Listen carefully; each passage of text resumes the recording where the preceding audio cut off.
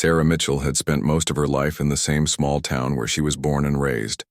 But now at 58 years old, she found herself driving through unfamiliar territory, with nothing but open prairie stretching out in every direction, and a handwritten map on the passenger seat beside her.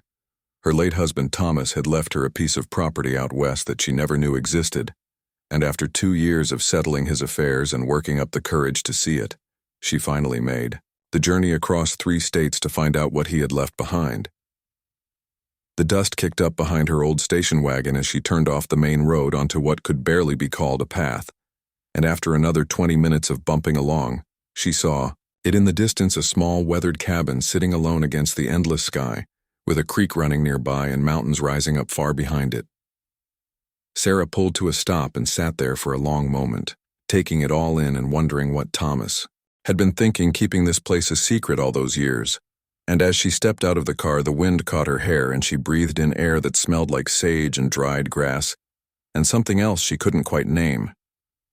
She walked slowly toward the cabin, noticing the way the wood had turned silver with age and how the porch sagged a little on one side, and she was so focused on the building that she didn't see the man sitting on a rock near the creek until he stood up and called out to her. "Excuse me, ma'am," he said, and his voice was deep and gentle like distant thunder. And Sarah turned quickly, her heart jumping a little in her chest. Standing before her was a man who looked to be in his mid-60s, tall and broad-shouldered, with a weathered face and kind eyes under the brim of a worn cowboy hat, and he had his hands raised slightly as if to show he meant no harm. "I didn't mean to startle you," he said, taking a slow step toward her. "I'm James Thornton, and I've been looking after this place for the past few years."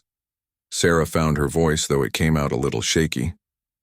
"At first, I'm Sarah Mitchell, and this property belonged to my late husband." James nodded slowly, and something in his expression softened. "I know," he said. Quietly, "Thomas was a good man, and I was sorry to hear about his passing." They stood there for a moment in the afternoon light, and Sarah felt something shift inside her chest. This stranger had known her husband had known about this place, and she realized how little she had really understood about Thomas's life before they met. "Would you like me to show you around?" James asked, and there was such gentleness in his offer that Sarah found herself nodding and falling into step beside him as they walked toward the cabin. Inside, the cabin was simple but clean, with a wood stove in one corner and a table with 2 chairs and shelves lined with books and small carved figures of animals. And Sarah picked up one of the horses, running her thumb over the smooth wood. "Thomas made those," James said from behind her. "He used to come out here when he needed to think and to work with his hands." Sarah set the horse down carefully, feeling tears prick at her eyes. "Why didn't he tell me about this place?" she asked, and her voice was barely above a whisper. James was quiet for a long time, and when he finally spoke, his words were measured and thoughtful. "Some men carry things inside them that they don't know how to share," he said, "not because they don't want to, but because they don't have the words for it, and this place was Thomas's way of working through whatever he was carrying." Sarah turned to look at him and saw understanding in his eyes, the kind that only comes from living through hard things. "Yourself and you?" she asked. "How did you know him?" James smiled a little, and it changed his whole face, making him look younger. "We served together a long time ago," he said, "and after we came home we both needed somewhere quiet, and he found this place, and let me stay in the old bunkhouse down by the trees." Sarah walked to the window and looked out at the land rolling away in gentle waves.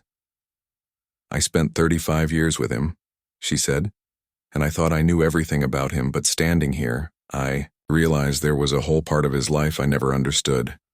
That doesn't mean he loved you any less," James said quietly, coming to stand near the window, but not too close, respecting her space.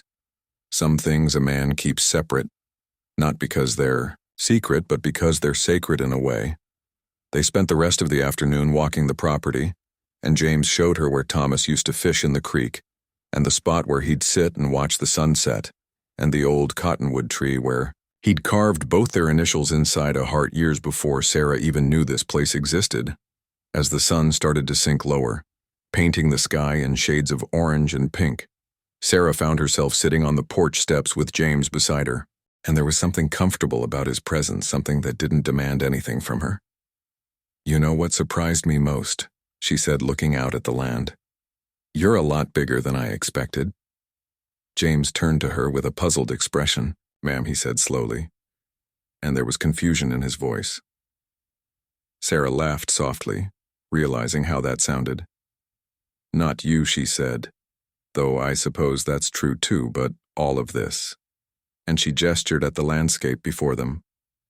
I expected something small, maybe rundown, and instead it's this whole world he had out here this whole life. James nodded, understanding, crossing his features. It is bigger than most people expect. He agreed, and not just the land, but what it represents. And he paused, choosing. His words carefully. Thomas used to say that a man needs room to be both who he was and who he's trying to become. They sat in comfortable silence as the light changed, and Sarah felt something loosening in her chest, some knot of grief and confusion that had been tight for so long. I don't know what to do with this place, she admitted. Finally, I live 800 miles away, and I have a job and a life there. James was quiet, and when he spoke, his voice was thoughtful. Well, he said, you could sell it, or you could keep it and visit when you need to. Or you could do what Thomas did and let it be a place that exists, separate from your everyday life. Somewhere you can come when you need to remember who you are, underneath everything else. Sarah looked at him and saw a man who had lived and lost and found peace in simple things. And what about you, she asked. Where will you go if I sell it? James smiled, that gentle smile again. I've been looking after this place because I wanted to, he said. Not because I had to, and I have my own small piece of land about 10 miles west, but I made a promise to Thomas that I'd make sure this place was taken care of until you came to see it. Sarah felt tears spill over then, and she didn't try to stop them. Thank you, she said, and the words carried more weight than just gratitude. They carried recognition of the care this stranger had shown for her husband's memory. James reached into his pocket and pulled out a folded piece of paper. I was supposed to give you this, he said, handing it to her. Thomas left it with me years ago just in case. Sarah's hands shook as she unfolded the paper and saw her husband's familiar handwriting.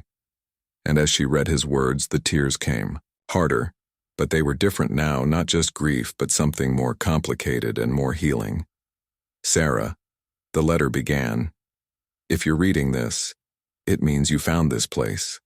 And I'm sorry I never told you about it in person, but some things are easier to write than to say. I bought this land when we were first married because I needed somewhere to put all the pieces of myself that didn't fit into regular life. And I was afraid that if you saw those pieces, you wouldn't love the man I was, trying to be for you. But the truth is, you loved me anyway. Flaws and silence and all the things I couldn't say. And this place was where I came to work through those things, so I could come home to you and be the husband you deserved. James is a good man, and he understands what this land means, so listen to what he has to say and know that whether you keep this place or let it go, you carry the best parts of me with you always. I love you, and I'm sorry for all the words I never found. Thomas. Sarah folded the letter carefully and held it against her chest, and James sat quietly beside her, letting her have her moment, and when she finally looked up at him, the sun was almost gone and the first stars were appearing. I think I'd like to keep it, she said softly. Not to live here, but to have it as a place to come back to. And she paused before adding, if you're willing, I'd like you to keep looking after it, and maybe you could teach me some of what Thomas knew about this place. James nodded, and there was respect in his eyes. I'd be honored, he said. And then after a moment he added, you know, Thomas used to say that the land teaches you if you're willing to listen, and I think he'd be glad to know you're going to give it that chance. They sat on that porch as darkness settled over the prairie, and Sarah felt something she hadn't felt in 2 years. A sense of peace. Not the peace of forgetting, but the peace of understanding. That love is bigger and more complicated than we ever expect, and that sometimes the greatest gift we can receive is discovering new dimensions of people we thought we knew completely. Over the next few days, James showed Sarah how to work the old pump for water, and where Thomas kept supplies, and all the small details of maintaining the property, and each evening, they'd sit on the porch and James would share stories about Thomas, the ones from before Sarah knew him, and the ones from the years he'd come out here to find himself. Sarah learned that her husband had helped James through some dark times after they came home from war, and that this land had been as much a refuge for James as it had been for Thomas. And she understood then that her husband's gift wasn't just the